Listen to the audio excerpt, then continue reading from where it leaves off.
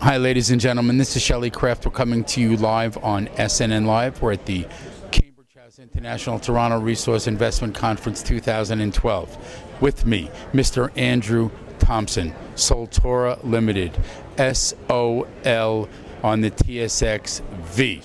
Welcome. Thank you, Shelley. It's always nice to be here. Good to see you. Glad you're still in the game. I'm glad you. Let me tell you something. We're in this silly thing together. Yeah, it's getting interesting. I think the big thing people aren't looking at is Coeur d'Alene Mines and Kinross, which were producers, have now turned around. Their stock charts are doing well. So I think it's a matter of time before the juniors start heading north. I'm hearing a lot of good things about what's going on with the majors, and I think that they're out there looking to pluck some assets off the junior stock market too, because they're running out of assets as we speak. Yeah. Well, in our case, Coeur d'Alene Mines took an 8% interest in our company. At the Denver Gold Show, they announced they were looking to do acquisition. They've got 10 equity plays. We're one of the 10. There's 3 in Mexico. One's a recent acquisition. So really there's 2 that have enough drilling to be acquisition targets. We're one of those. I guess what I can say is their balance sheet's gone from 140 million in cash to almost 350 million. They're projecting a $500 million in cash flow this year. Their stock price has gone from $16 to $28 in the last month and a half. So there's no doubt that if you're running that sort of company, there's a lot more reason for them to do acquisition from the point of view of having a lot of cash because of the silver pricing and having very expensive or more expensive equity than they had even a month ago. So it's it begs the question: when does the M&A start versus or the acquisition? When are they going to start doing it?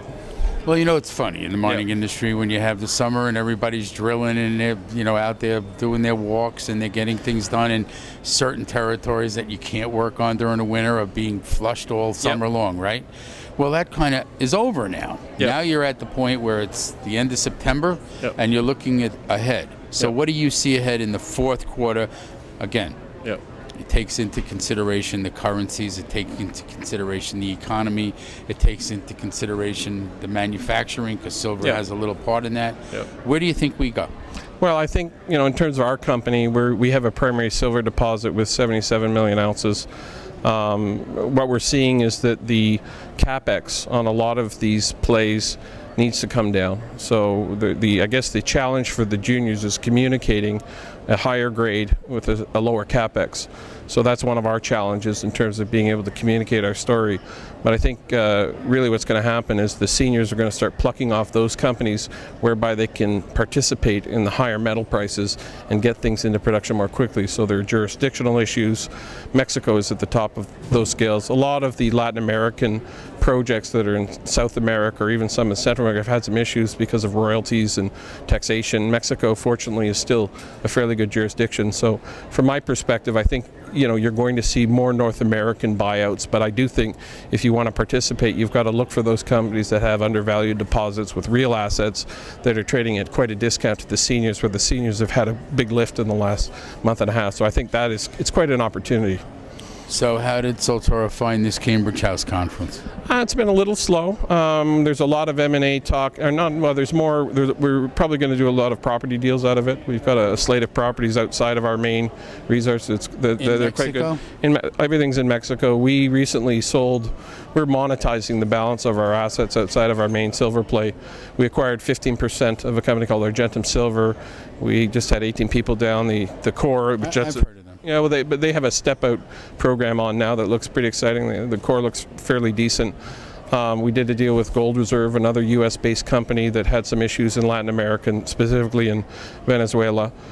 So with that group, we've got quite a good joint venture. It's $3.65 million to earn 51%. So we're seeing a lot of groups coming to Mexico, and I really feel strongly that Mexico will be one of the few countries in Latin America that continues to have a healthy mining market.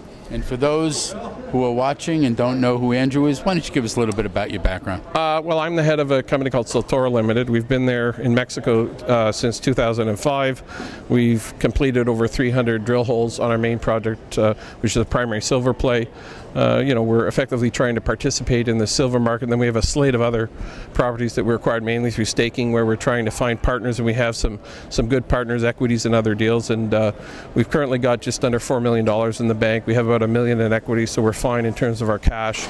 And we've done 13,000 meters of drilling this year beyond the existing resource. We're looking to get another resource out in the next 6 to 8 months. You got it. Website. www.soltoro.com. Ladies and gentlemen, I want to spell it for people like me. SOLTORO. Thank you. Ladies and gentlemen, Andrew Thompson, Soltoro Limited, SOL on the TSX Venture, Cambridge House International Toronto Resource Investment Conference 2012. I'm Shelley Craft. We're on SNN Live. Again, thank you for coming. Thank you, sir. You're welcome.